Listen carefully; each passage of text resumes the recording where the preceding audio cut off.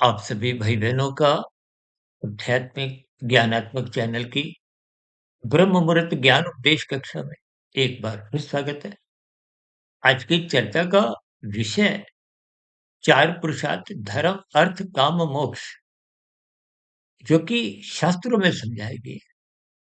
लेकिन वास्तव में ये सभी स्थितियाँ कलयुग में आपके हमारे जीवन में किस स्तर पर बनी हुई है, उसको आइए हम देखें स्थूल शरीर, सूक्ष्म शरीर, कारण शरीर के स्तर पर कुछ इस पर चर्चा करने जा रहे हैं। धर्म को हम इंद्रियों के स्तर पर समझाने का प्रयास करेंगे, अर्थ को बुद्धि के स्तर पर और काम को यानी कि आपकी हमारी जो कामनाएँ हैं, उनका मन के स्तर पर। जैसा-जैसा संबंध आपने हमने बना लिया है, उसके फलस्वरूप ही आपका हमारा जीवन एक दिशा पकड़ता जा रहा है। या यूँ कहो कि आपका हमारा एक कार्यशील बनता जा रहा है और वर्तमान जीवन भले ही स्थूल शरीर के स्तर पर आप जैसे भी परिस्थितियों में, चाहे मौज-मस्ती की स्थितियाँ हों, चाहे खेल-तमाशे की स्थितियाँ हों, चाहे विषय भोगों की आसक्ति की स्थितियाँ हों, ये वर्तमान जीवन में आप और हम देखिए कर्म करने को स्वतंत्र हैं। अपना जीवन परमात्मा की ओर लगाने का तो आपको हमें एक अवसर है। यदि आप और हम उस अवसर को खो देते हैं या उस दिशा की ओर, मोक्ष प्राप्ति की ओर आप और हम नहीं बढ़ते, भी प्रकृति देखिए वर्तमान समय में आपको हमें कोई दंड नहीं देती। प्रकृति आपको धर्म, अर्थ, काम देखिए धर्म का अभिप्राय सत्वगुण से होता है, अर्थ का अभिप्राय तमोगुण से है, अर्थ का अभिप्राय धन से है, जिसका संबंध देखिए पदार्थों की एक खरीदा-खरीदी से ही संबंध हो। धन कोई प्रत्यक्ष रूप से देखिए खाने की स्थितियाँ नहीं। इन सभी स्थितियों को जब आप और हम ज्ञानपूर्वक समझेंगे, तो आप स्वयं महसूस करोगे कि आज वर्तमान समय में आपका हमारा स्थूल शरीर, सूक्ष्म शरीर किस दिशा की ओर चल रहा है। इसके फलस्वरूप फिर कारण शरीर की स्थितियाँ भले ही आप और हम अपने संज्ञान में ना भी लें, लेकिन कारण शरीर तो नित्य प्रति आपकी इन 2 शरीरों की गतिविधियों के आधार पे ही देखिए स्थूल शरीर के स्तर पर आप जो भी अच्छे बुरे कर्म करते हो, का तो कर्माशय बनता है और कर्माशय के साथ-साथ संस्कार बनते हैं।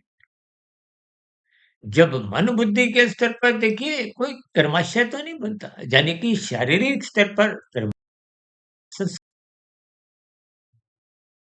जबकि मन बुद्धि के स्तर पर आपके कोई कर्माशय नहीं बनता, मात्र संस्कार बनते हैं और बने हुए संस्कार पुनः आपके मन बुद्धि में विचार लाते हैं, वृत्तियाँ जगाते हैं या फुर्ने उठाते हैं, जिसके स्तर पर फिर पुनः नए स्थूल शरीर के स्तर पर, इंद्रियों के स्तर पर अच्छे बुरे कर्म होते हैं।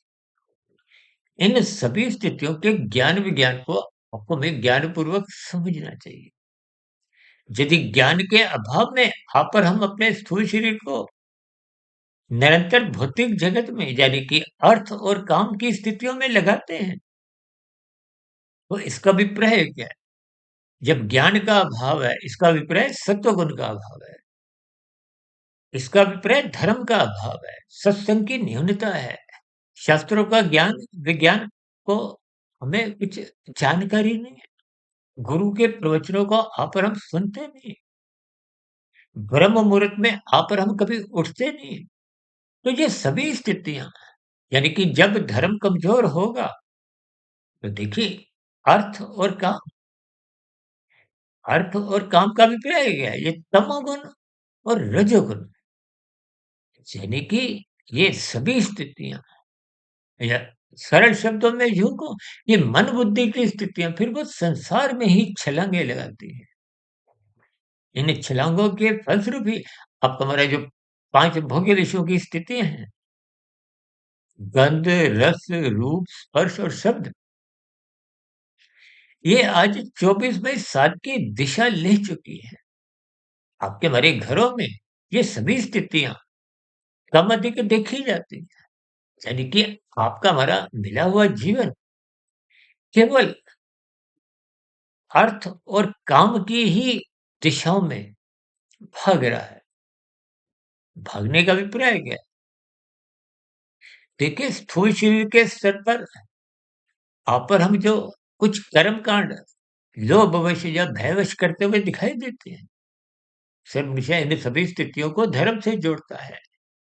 और ये सभी स्थितियां देखिए धर्म के स्तर पर भी मानी जाती हैं। आपका हमारा कुछ सत्वगुण भी एक आरंभिक स्थितियों में जगाती है। इसलिए शास्त्रों में कहा गया है कि कर्म कांड ज्ञान पूर्वक करो। देखिए, ज्ञान पूर्वक कर्म कांड करने से आपकी हमारी सात्विक स्थिति में एक प्रवेश होता है। यदि ये कर्म कांड आप पर हम देखिए लोभ से करते हैं या भय से करते हैं। भय का अभिप्राय क्या है कि आपका हमारा संसार कहीं छिन ना जाए, आपके जीवन में कहीं दुख ना आ जाए। और लोभ किसका है? कि संसार को अधिक से अधिक आपको हमें भोगना है, परमात्मा की कृपाएं बनी रहे। ये सभी स्थितियां देखिए बहुत ही एक व्यवहारिक बन चुकी है। इसीलिए तो देखिए आज आपकी हमारे मन में 10 इच्छाएं नहीं, 100 नहीं, हजारों इच्छाएं छलांगे लगाती हैं। हजारों इच्छाएं भोगों की छलांगे लगाती हैं। इसका अभिप्राय क्या है? कि आपका हमारा जो चिंतन है मन बुद्धि के स्तर पर, वो निरंतर अधिक से अधिक इच्छाएं, ये 24/7 जो मन बुद्धि के स्तर पर चिंतन चलता रहता है। देखिए, मन विषय भोगों की उड़ानों में ही छलांगे लगाता है। ये उड़ानों का मतलब आपके बड़ी विषय भोगों की स्थितियों में ही निरंतर सोचने की स्थितियां हैं। उनसे ही संबंधित आप और हम कार्य करते हैं। और बुद्धि को भी देखिए अधिक से अधिक धन कमाने के लिए मन बुद्धि का इस्तेमाल करता है। ये शास्त्रों में तो मन के ऊपर उसका जो एक बॉस है, अधिकारी है, मन के ऊपर तो बुद्धि की स्थिति है। क्योंकि मन को सही गलत की तो पहचान नहीं है।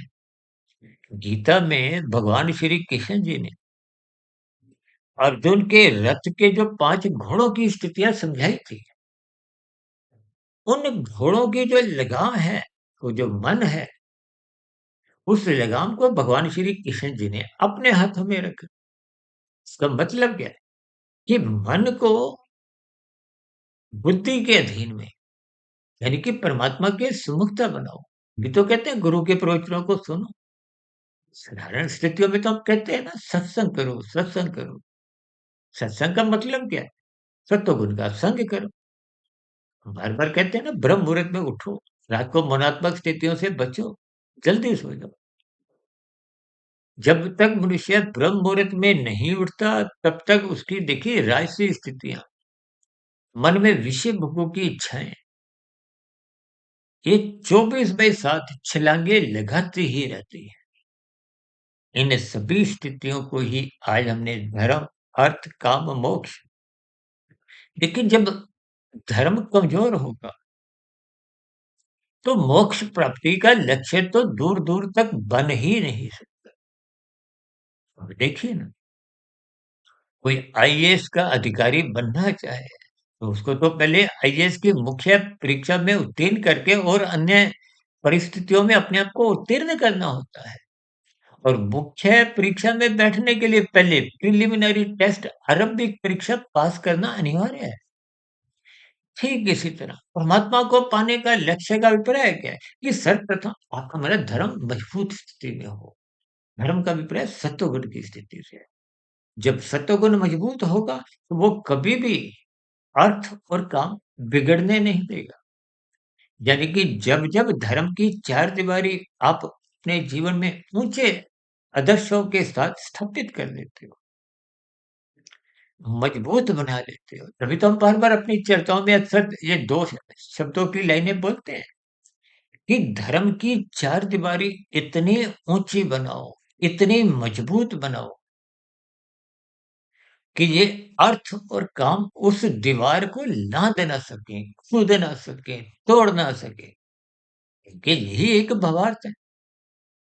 हम देखिए बार-बार अपनी चर्चाओं में अर्थ और भावार्थ को एक विशेष स्तर पर महत्व देते हैं।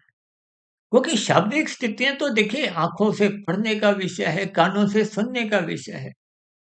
इनके साथ जब तक आपका हमारा सूक्ष्म शरीर मंदबुद्धि नहीं जुड़ते, देखिए ये आँखें तो इंद्रिय हैं, कान भी आपके इंद्रिय हैं। ये कर्म कांड भी आप जो करते हुए स्थूल शरीर के स्तर पर दिखाई देते हो। ये तो मैंने आरंभ में ही क्या कहा था कि आज आपका हमारा धर्म इंद्रियों के स्तर पर एक बनावटीपन में देखा जाता है। क्योंकि कर्मकांड ज्ञानपूर्वक होते नहीं। भले ही आपके हमारी ज्ञान की न्यूनता हो, या शास्त्रों का ज्ञान विज्ञान आपको हमें समझ नहीं आया हो, लेकिन जब कोई बात समझ नहीं आती तो आपको हमें मनुष्य जीवन पाकर उन स्थितियों को समझना चाहिए। यदि समझ आई भी नहीं है और आप और हम समझना भी नहीं चाहते, और संसार भले ही आपके पास जितना भी हो, उस संसार को आप और हम देखिए मात्र इकट्ठा ही कर सकते हैं। भोगने की तो सीमा है, क्योंकि भोगना किसने है? स्थूल शरीर के स्तर पर, इंद्रियों के स्तर पर। देखिए भोग्य इंद्रियाँ, आँख, नाक, जिह्वा, त्वचा, कान, इनकी एक सीमित स्थितियाँ हैं। तो ब्याह शादियों में जाते हो, तो आपके खाने-पीने की एक सीमित स्थितियाँ हैं। आजकल तो देखिए बफ़े सिस्टम का एक होटलों में, रेस्टोरेंट में बहुत प्रचलन बढ़ता जा रहा है।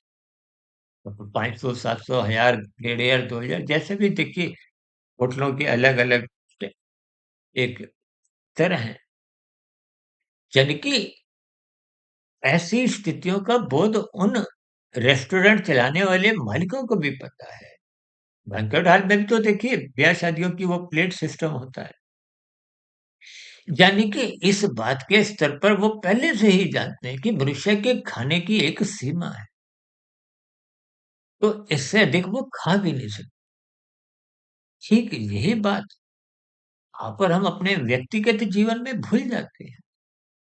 अक्सर हम एक उदाहरण बार-बार अपनी चर्चा में दोहराते रहते हैं कि मनुष्य ने खाने ₹100 हैं, ₹1000 उसने धर्मानुसार कमा भी लिए हैं, फिर भी ज्ञान के अभाव में संसार को देखा-देखी हम मात्र अधिक से अधिक धन कमाने में ही अपनी बुद्धि को लगाए रखते हैं। यानी कि बुद्धि जिसको धर्म की एक निगरानी रखना था, धर्म को परमात्मा के मार्ग पर यानी कि मन को एक किसी भी तरह समझा-बुझा के या ज़ोर ज़बरदस्ती से परमात्मा के मार्ग पर लाना बुद्धि का कार्य है। क्योंकि मन एक ही है, या तो वो संसार में लगेगा, संसार का मतलब है विषय भोगों में लगेगा। और यदि वहाँ लगा हुआ है, तो बुद्धि का ये एक कर्तव्य होता है कि वो मन को वहाँ से हटा के, ठीक है, हटाने का मतलब इतना ही है कि आपके हमारी जो शक्ति है, अमर्यादित स्थितियाँ हैं, जो आवारागर्दी की स्थितियाँ हैं, उनसे हटना है। अन्यथा देखिए, एक जोगी की भी आवश्यकताएँ होती हैं, सबकी ही आवश्यकताएँ हैं। दाल-रोटी हमें भी चाहिए, 2-4 6 जोड़ी वस्त्र चाहिए, रहने को घर चाहिए। यानी कि आवश्यकताओं की तो निंदा नहीं है, नींद तो जोगी भी लेता है। यानी कि सात्विक स्थितियों की निंदा नहीं है। एक आवश्यकता का मतलब ही सात्विक स्थिति से है। जब आप और हम रस बुद्धि बना लेते हैं, तो वो एक राजसी स्थितियाँ होती हैं।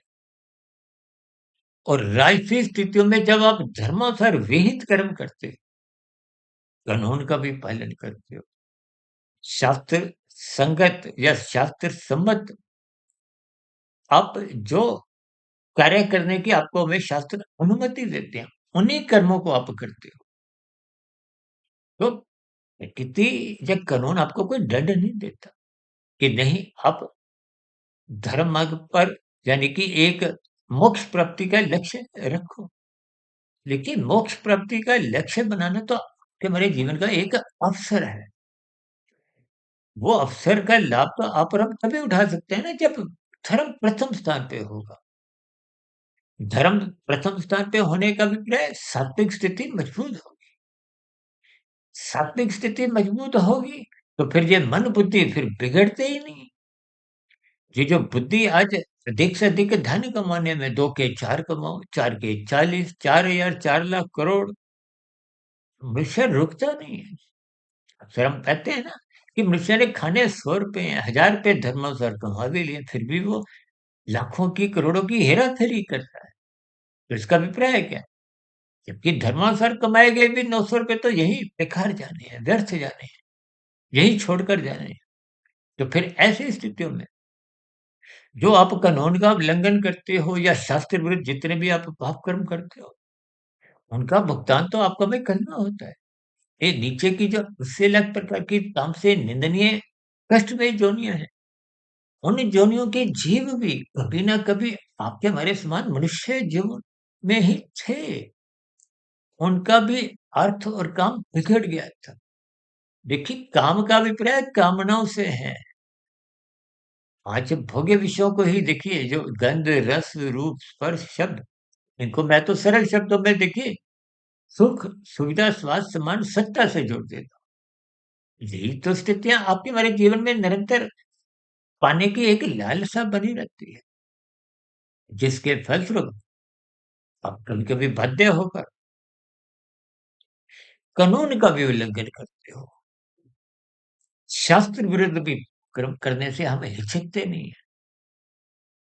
तो इसका अभिप्राय क्या है कि आपके हमारे अर्थ और काम बिगड़ने लगते हैं। और जब बिगड़ते तो तभी है ना, देखिए अर्थ का अभिप्राय आज हमने बुद्धि से लिया है। जब बुद्धि राशि स्थिति में रहती है, तो उसका मन पे कभी भी कोई नियंत्रण संभव ही नहीं। क्योंकि मन तो पहले ही कामनाओं में डूबा हुआ है और बुद्धि भी अगर विषय भोगों में ही भोगने की रुचि है, तो मन बुद्धि में दोस्ताना संबंध बन जाते हैं। कहते हैं ना 1 और 1 11। अब मन के साथ बुद्धि का सहयोग मिल जाता है। जबकि बुद्धि का कर्तव्य क्या था कि मन को समझा बुझाकर परमात्मा में ले जाए।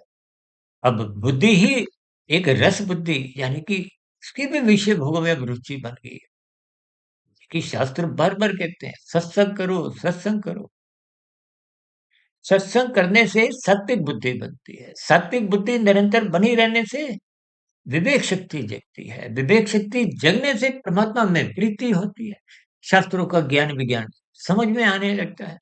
अन्यथा सत्संग के अभाव में ये बुद्धि सात्विक रह नहीं पाती, राशि बन जाती है, राशि बुद्धि मन बुद्धि में दोस्ती हो जाती है और ये दोस्ती गहरे तल पे होते-होते मन बुद्धि से नीतिगत कार्य करवाने लगता है। तो फिर मन बुद्धि का बॉस बन जाता है। यानी कि अब मन बुद्धि को अपना गुलाम बनाते हुए कानून का भी उल्लंघन करवाता है, शास्त्र विरुद्ध पाप कर्म कब कितने करवाने लगता है। आजकल देखिए ना डिजिटल अपराध कितने बढ़ते जा रहे हैं। ये चोरी डकैती, हेरा-फेरी की स्थितियाँ, घोटालेबाजी की स्थितियाँ, ये बिना बुद्धि के संभव ही नहीं है। इनको करवाता कौन है? मन। अब मन बॉस बन जाता है, बुद्धि उसका कहना मानती है, तो इसका अभिप्राय क्या है? अब ये तामसी बुद्धि और राजसी मन संसार के विषय भोगों में ही छलांगे लगाते हैं। यानी कि अब अर्थ और काम भी बिगड़ जाते हैं, धर्म की दीवारें टूट जाती हैं, मर्यादाएँ टूट जाती हैं। आजकल तो देखिए प्री वेडिंग की स्थितियों में कुछ ऐसी ही स्थितियाँ आपने महसूस की होंगी, देखी होंगी। क्या देखिए ब्याह-शादियों में फेरों की सात्विक स्थितियाँ कितने अनुपात में होती हैं, जबकि डीजे की स्थितियाँ, बैंड बाजे, खाना-पीना ये सब राजसी स्थितियाँ हैं। और आजकल तो नाच-गानों की स्थितियाँ, मादक पदार्थों का सेवन कुछ बढ़ता जा रहा है, तो वो तो तामसी स्थितियाँ हैं। अब इनके अनुपात में देखिए रजोगुण और तमोगुण की प्रधानता बढ़ती जा रही है। तो तमोगुण कमज़ोर पड़ गया है या यूँ कहो कि तमोगुण को हमने कमज़ोर कर दिया है। तो इसका अभिप्राय क्या है कि मिले हुए जीवन में हम मोक्ष प्राप्ति के लक्ष्य को जो लेकर आए थे, जो परमात्मा ने आप में दिया था, उस लक्ष्य का तो आप और हम देखिए अवसर का लाभ ही नहीं उठाते। और जबकि एक सामान्य स्तर पर अर्थ और काम बिगाड़ लेते हैं, यानी कि अर्थ और काम बिगड़ने का मतलब क्या है? कि तमोगुण, रजोगुण में ही आपकी हमारी स्थितियाँ, फिर वो कर्माशय बिगाड़ती हैं, संस्कार बिगाड़ती हैं। तो फिर बिगड़ा हुआ कर्माशय को हो, यानी कि स्थूल शरीर के स्तर पर विषय भोगों की आसक्ति ही और मन और बुद्धि की जो इन विषय भोगों की आसक्ति के कारण जो अधिक से अधिक धन कमाने की जो एक स्थितियाँ हैं, वो जब बिगड़ने लगती हैं, तो कानून का भी उल्लंघन होता है, शास्त्र विरुद्ध भी पाप कर्म कब कितने होने लगते हैं। यानी कि ये सभी स्थितियाँ हमारा जो एक कारण शरीर है, वो कर्माशय के रूप में बिगड़ जाता है, संस्कार बुरे बन जाते हैं।